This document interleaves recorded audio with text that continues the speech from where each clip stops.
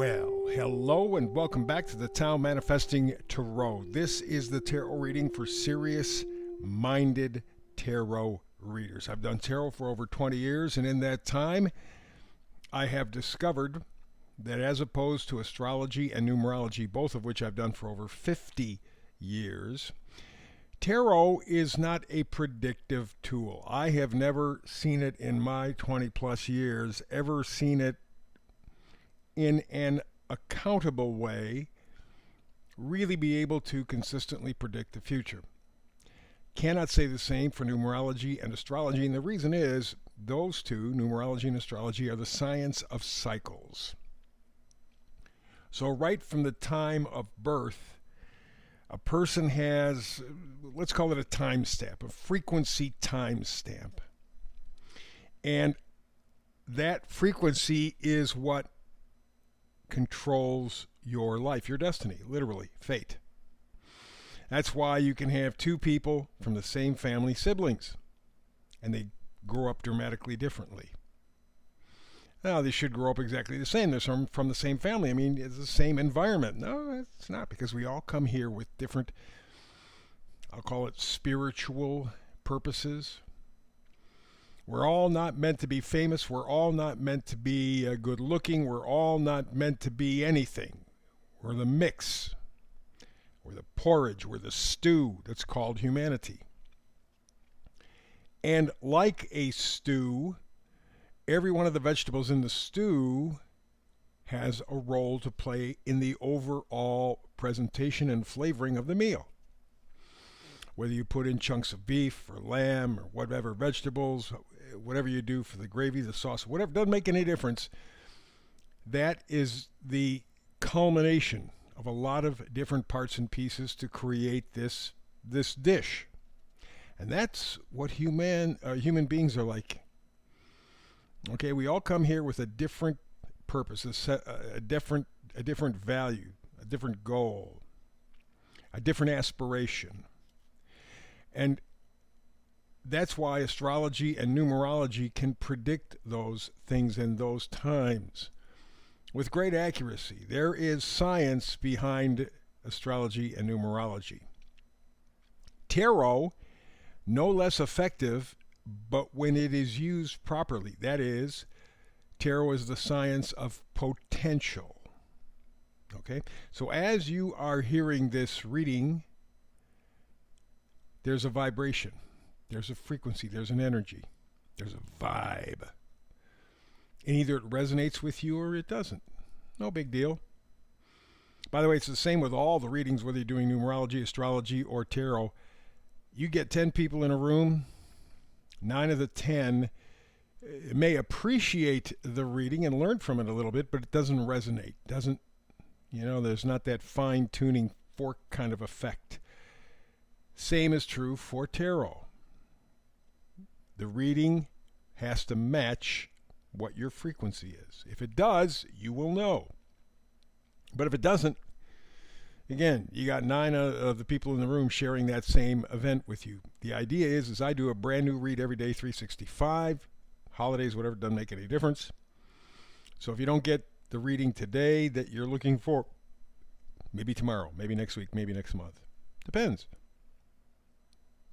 But you hang in there, you'll get some information that's useful to you in a general basis, and eventually you'll line up with the frequency. When you do, you'll know it, and I strongly advise you to act upon it, because that is a door opening up to your fate. Very important juju, very important energy to tap into. By the way, speaking of tapping into stuff, people around me are always reminding me, please like, share, subscribe, like, share, subscribe, like, share, subscribe. It affects the algorithm, and that's very important. So like, share, subscribe. Thank you very much in advance. Alrighty. So let's get to the reading. We got the 5 cards lined up here. By the way, I don't put me in it. First of all, I'm an old guy and I'm not that attractive, and so there's no point to even doing it. It's, some people may be eating. You don't want to look at me. But more than that, Remember, we're talking about manifesting, the most powerful tool human beings have. It is the thing that gives us the advantage over the robots, by the way. It's beyond artificial intelligence. It is real intelligence. It's logic, intuition, all put together. Powerful, powerful stuff. And so, rather than continually distract you, God knows we're distracted enough. They're putting more shit on our table. We got the fires, we got the floods, we got the wars, we got this pandemic and that pandemic and this people crossing into the country. And they just keep throwing stuff at you. So that we are literally in a fog, which of course we've been suffering through as well. So what I do is simplify. 5 cards, that's it. Good, clear design. By the time we're done with the reading, about maybe 10, 12 minutes, 15 minutes at the most, you know precisely what the energy is. You know what you would need to do to activate that energy if you're feeling it. Okay? Very simple, very direct, no game playing. Again, tarot is the science of potential. So let's see what your potential is. Today, in terms of the reading, the center card, the oracle card, co-create. That's kind of a nice idea. We see a leopard, an owl, an egg. I don't know what the hell all the symbolism is, I'll be honest with you. But the idea is co-creation. Something or someone other than you is involved. Or maybe another dimension of yourself.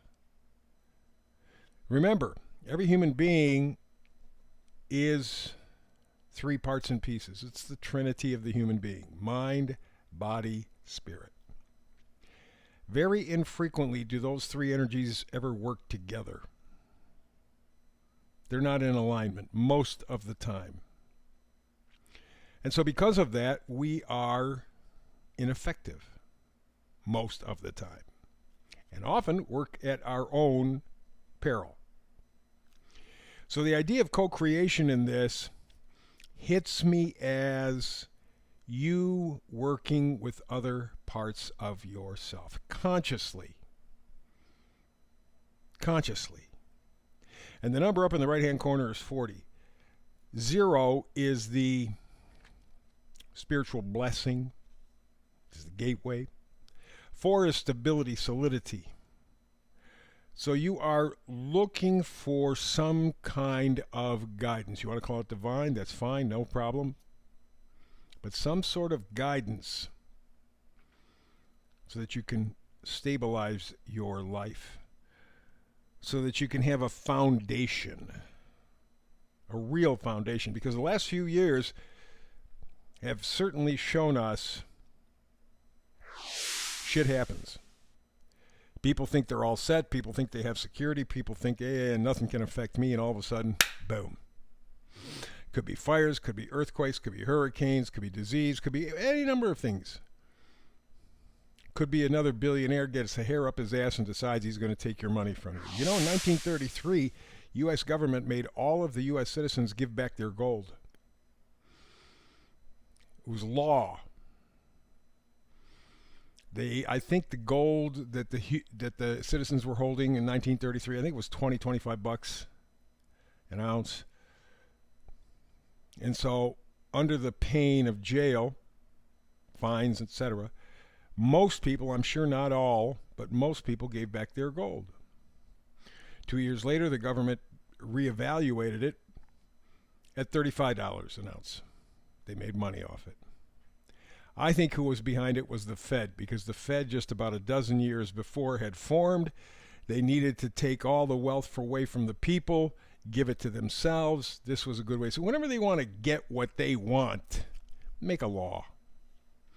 It's not necessarily, it may be legal, but it's not right. It's not proper. It's not even decent. And that was the case in point. And so here, you are doing the same kind of thing, not only socially, but individually.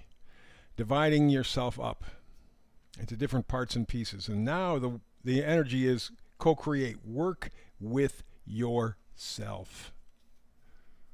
Okay? The meme for today says millions of people never analyze themselves. Mentally, they are mechanical products of the factory, of the environment, preoccupied with breakfast, lunch, and dinner, working hard and sleeping, going here and there to be entertained. They don't even know what or why they are seeking, nor why they never realize complete happiness and lasting satisfaction.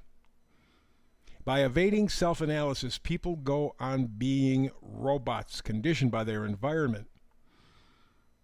True self-analysis is the greatest art of progress. That's what this is all about. You are giving yourself literally a helping hand. Co-creating with a part of yourself that maybe you haven't accessed in years. Or certainly sporadically at best. So let's do the reading. Let's go all the way to the left. We got the Fool, my favorite card in the tarot. I don't think the Fool is a fool at all. I think he's a very spiritual person. The Fool card talks about new beginnings, innocence, free spirit, change. You notice how much yellow there is on the card. This guy is hopeful in terms of the future. He's inspired. You can see he's carrying very little stuff with him. He's got the little flower in his left hand, knapsack in his right. He's got his dog, the pet. He's standing right on the cliff. Could be terrible stuff about to happen, but he has faith, and he realizes that faith only matters when you act on your faith. If you sit there and go, well, I got faith, bullshit, you ain't got nothing. Stand up and take on the world with that faith. That's what he's doing. And what's really particularly important is you know that there's that part of you that says, man, I'd love it if I could, but forget the but. Next card gives you the answer. Nine of Swords. Swords are thoughts, ideas, and the Nine of Swords talks about nightmares, grief, despair, desolation. You don't see desolation or despair in the Fool's card, do you? That's what you have to do. You got to change your thinking, which will change your feeling, which will change your life. You can co-create your own life, and you have all the tools to do it. Next card is the Seven of Pentacles. Pentacles are values, our value system. The Seven of Pentacles talks about patience, evaluating. You see he's there looking at these pentacle bulbs, we'll call them, looking at how his crop, if you want to call it that, is maturing. You want something in your life. You want to have a life that's valuable on your terms. But as we were saying about the idea of true self-analysis, people are preoccupied with all the other goofy stuff, breakfast, lunch, dinner, working, sleeping, going here or there, entertaining for whatever. You don't know what the hell you want, and they like it that way. They're confusing you purposely. And so what the Seven of Pentacles says is, whoa, let me look at my value system. Is it mine or is it theirs? If it's theirs, no wonder I'm not feeling it. But we end up on my second favorite card, the Sun card. You have the Fool, that act of spirituality, and then you wrap up with the Sun card, illumination, vitality, clarity. It's great energy. You want to co-create a life for yourself by accessing yourself. Don't close yourself off to you. You got a helping hand. You've always had it. You got to believe it. Leave the negativity behind. Look at what you've accomplished. Look at what you still want to get done. And go through with enthusiasm. That is what real co-creation is. When you combine the energy of your mind, your body, and your spirit, and you work as a single laser beam, you can co-create. Remember, you have the helping hand. It was given to you as a gift. At this point, it's manifesting. Go out there and manifest the best you possibly can. That's the tarot reading for today. Back again tomorrow with another tarot manifested reading. Between now and the next time you and I do this together, peace and blessings.